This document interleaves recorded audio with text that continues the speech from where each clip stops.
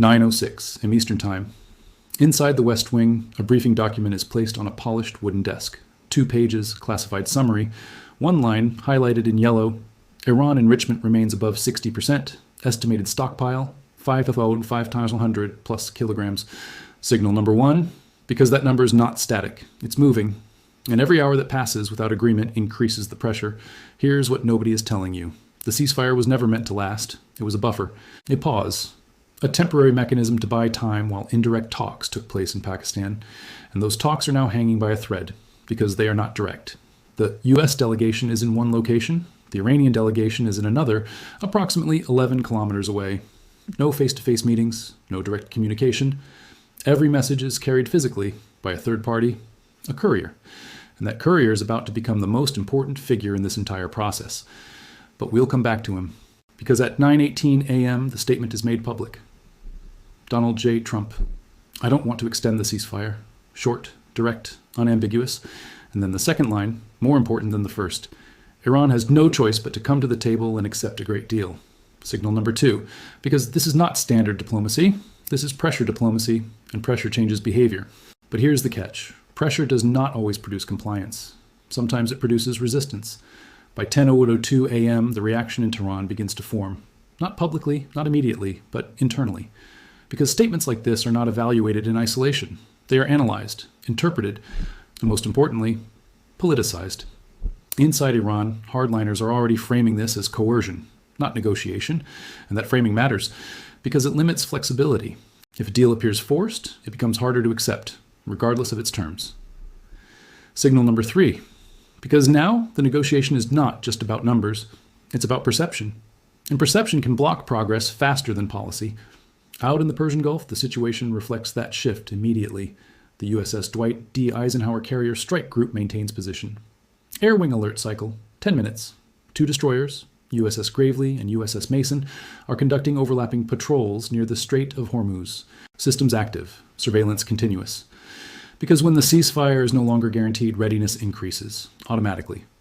By 10:44 a.m., a new message is prepared in Islamabad from the US side. Shorter than previous drafts, more direct. It outlines a final framework. Iran caps enrichment below 20%, allows full inspections. In return, partial sanctions relief, estimated between $8 and $12 billion in accessible funds. Not full relief. Not permanent, conditional, reversible. And that structure is deliberate, because it gives Washington leverage. But here's the catch. From Tehran's perspective, reversible relief is not relief. It's a mechanism of continued control, and that is something the system resists instinctively.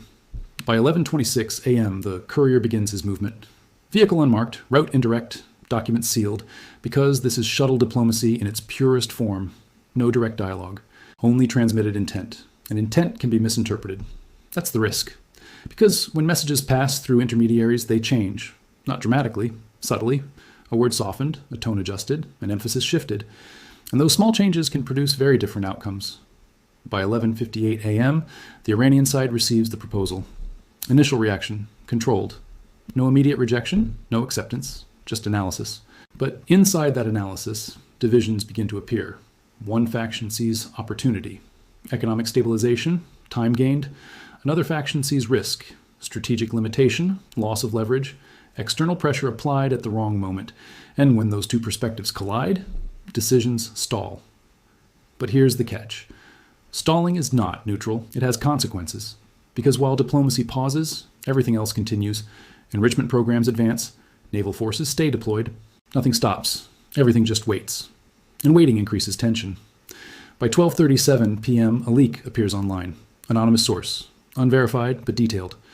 It claims the U.S. has issued a position tied to the ceasefire timeline. If no agreement is reached, the pause ends. And that information spreads fast, because it confirms what many already suspected. This is no longer an open-ended negotiation. It's a countdown. Signal number 4. Because deadlines force decisions. And forced decisions carry risk. But here's the catch. Deadlines can also produce breakthroughs. Because when options narrow, compromise becomes more attractive or more necessary. By 1:22 p.m., the Iranian response begins to take shape. Not a full reply, a partial one. Selective acceptance. Conditional language. Because Tehran is not rejecting the framework entirely. It's reshaping it. More relief, less restriction, greater flexibility on the inspection timeline. And that creates movement, but not resolution, because the gap remains wide, persistent, and difficult to close. Out in the region, the economic domino effect is already mapped. If the ceasefire ends without a deal, energy market instability accelerates significantly. The Strait of Hormuz becomes contested at a commercial and logistical level. Oil prices spike toward ranges that economists describe as historically destabilizing. Global markets react. The S&P 500 faces significant downward pressure in a compressed timeframe. Global supply chains are disrupted across energy, agriculture, and shipping simultaneously. That's not speculation.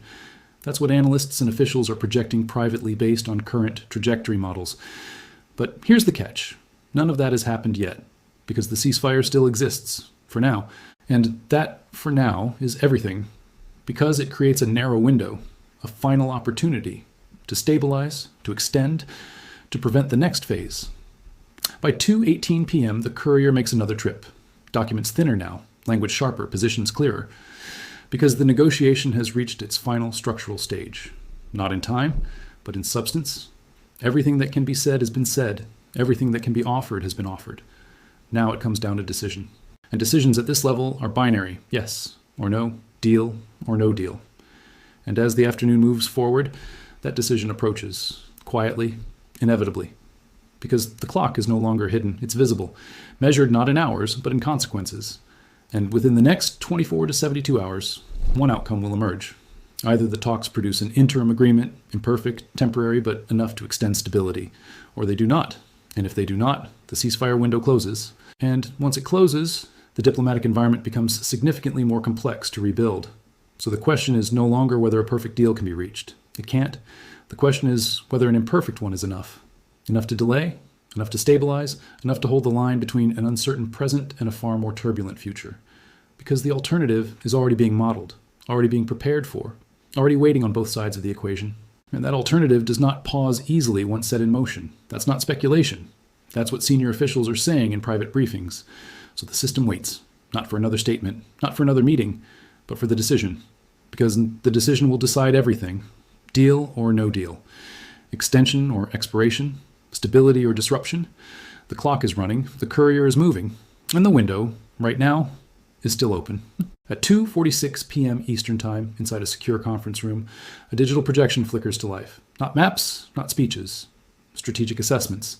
Signal number 5. 3 columns, primary, secondary, contingency. Under primary, key nuclear sites. Under secondary, military infrastructure along the Gulf Coast, radar installations in southern regions. Each entry assigned a response package. Each package assigned a timeline. Each timeline measured in minutes, not hours. Because when a ceasefire ends, the response window shrinks. And when the response window shrinks, decisions accelerate. But here's the catch. These plans are not new. They've existed for years. What's different now is how close they are to execution. By 3:12 p.m., another update arrives. Not from Islamabad, not from Tehran, from the region itself.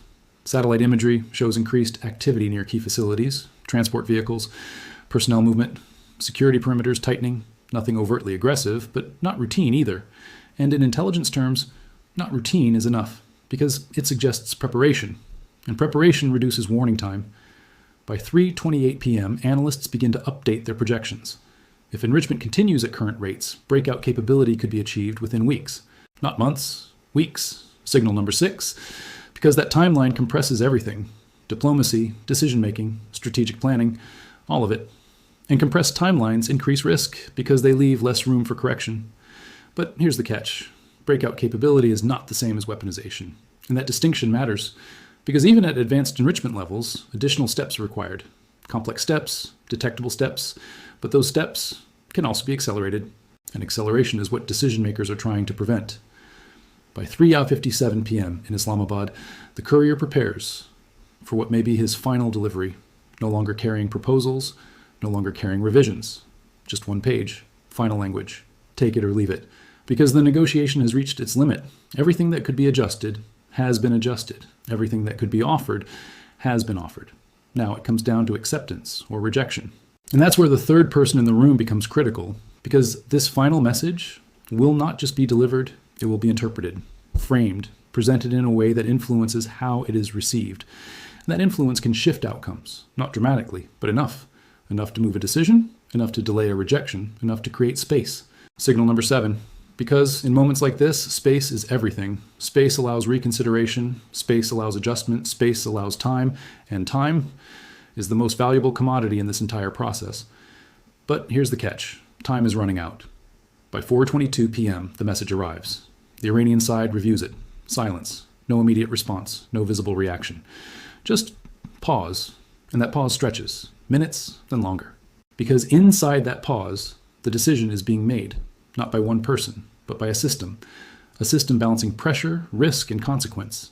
And within that system, hardline voices are speaking louder now, arguing that accepting under pressure sets a precedent, that delaying preserves leverage, that resistance maintains strength, while others argue the opposite, that delay increases risk, that escalation benefits no one, that a temporary deal is better than no deal. And when those two arguments collide, the outcome becomes uncertain. But here's the catch. Uncertainty is not stable. It eventually resolves, one way or the other.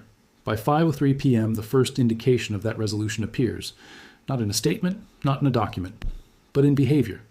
The courier is instructed to wait, not return immediately, not deliver a response, just wait. Signal number 8.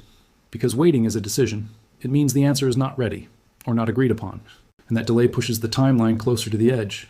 Because the ceasefire deadline is not flexible, it is fixed. And fixed deadlines create pressure points. By 5:41 p.m. in Washington, a parallel discussion is underway. What happens if there is no response? No agreement, no extension. The options are reviewed. Maintain current posture, increase pressure, or prepare for contingencies. Each option carries consequences. Each consequence carries risk. And risk is what they are trying to manage, not eliminate, because elimination is not possible. Only reduction, only delay, only control. But here's the catch. Control is never complete. There are always variables, unknowns, factors that cannot be predicted, and those variables are what make this moment so fragile. By 6:18 p.m., a new development emerges, a leak, again. But this one is different. 6 months, limited enrichment, partial sanctions relief, enough to extend the ceasefire, not solve the problem, but delay it. And delay? Maybe enough. Signal number 9. Because this is the first real indication that a deal, even a temporary one, is still possible. But here's the catch. Possible does not mean probable, because internal resistance remains strong, organized, persistent, and that resistance can still block the outcome. By 6:52 p.m., the courier receives new instructions. Return. Collect the response. Deliver it immediately. And that shift from waiting to movement is critical, because movement signals decision, and decision signals direction. By 7:14 p.m., the response is delivered. 2 pages. Carefully worded, deliberately vague, but clear in one respect. The deal is not being rejected, but it is not being accepted fully either. Adjustments are being requested, more relief, less restriction, greater flexibility, and that creates a narrow opening, a space where compromise is still possible, but only briefly because the timeline has not changed. The deadline remains, and that deadline is approaching fast. By 7:48 p.m., both sides are reviewing the updated position, calculating, reassessing, deciding. Because at this stage, the difference between agreement and collapse is minimal. A word, a number, a condition. And those small details carry enormous weight, because they determine whether the ceasefire continues or ends. And if it ends, everything changes, not gradually, immediately. Because once a ceasefire expires, constraints disappear, options expand, and those options have already been planned, prepared, positioned. So as the evening deepens and the final hours approach, the system moves toward resolution. Not certainty, resolution. Because uncertainty cannot persist indefinitely. It resolves, one way or the other. And within the next 24 to 72 hours, that resolution will define everything. Either the talks produce a temporary deal, imperfect, incomplete, but enough to extend the ceasefire, or they fail.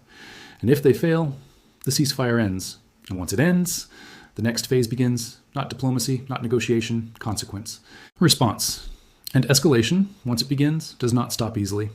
So now the question is no longer what is being negotiated. It's what will be decided, because the decision will decide everything. Deal or collapse, extension or expiration, delay or acceleration, dialogue or silence.